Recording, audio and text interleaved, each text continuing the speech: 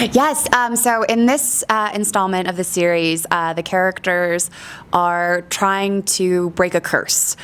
So they're sort of on a journey of accomplishing that and figuring out how they're meant to do that. It's proceeding with the storybook Prophecy that was in the first two books, but this is the most romantic book in the series between all the characters, and it's so much fun. It's each book becomes more, so it's more humor, more backstory on some of the characters that we might not have met before. There's new points of view. One of them is from a frog, and it's a lot of fun. So the third installment, it's my favorite in the series so far.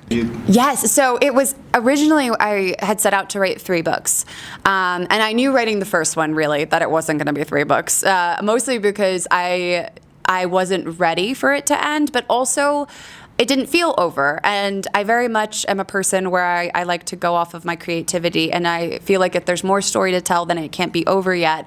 I would be doing myself and the characters a disservice.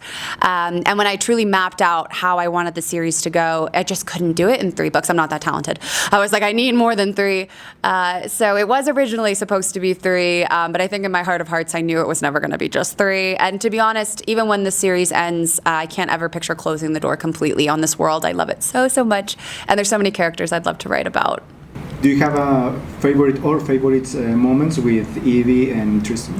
Oh, so many. I love their first meeting so much. I'm very fond of their first meeting. I just always go back to that scene. It was really fun, actually, because we just did a hardcover edition of Assistant to the Villain, and they let me do a bonus chapter. And I was like, I've been waiting to write the scene in the villain's point of view, because that scene is in Evie's point of view. And revisiting it was so much fun because I just love that scene so much.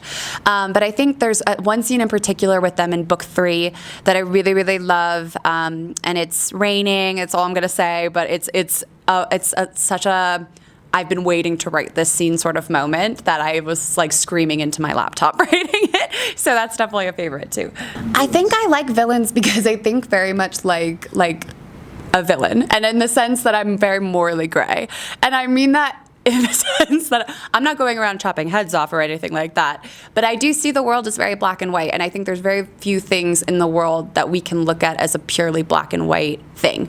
And I think that's what I like about villains. They don't view the world as black and white. They look in shades of gray, and color. Like, the world is very made up of a bunch of different things. Nothing is ever like hard or fast opinions. It's more like a non-judgment, non-pretentious, like we are all very flawed people, and villains acknowledge their flaws, and I love that about them. And it's more fun to write characters that have lots of flaws because it's more relatable. I think as human beings, we're all very flawed in our own special, specific ways, and it's fun to read about a character, and it helps you feel like maybe better about that flaw, or helps you like work on something that you want to work on within yourself when you see it in another character and they're working on it too.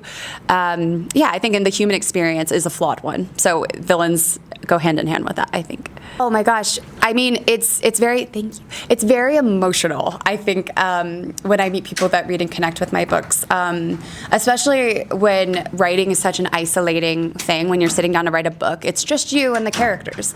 So you forget there are people consuming this and affected by it. And I've had people, I always say that these books like really saved me during a very difficult mental health time in my life. It was a very good escape. And having someone say that back to me, like I've had readers say that, where this was my happy place when I was going through a really hard time.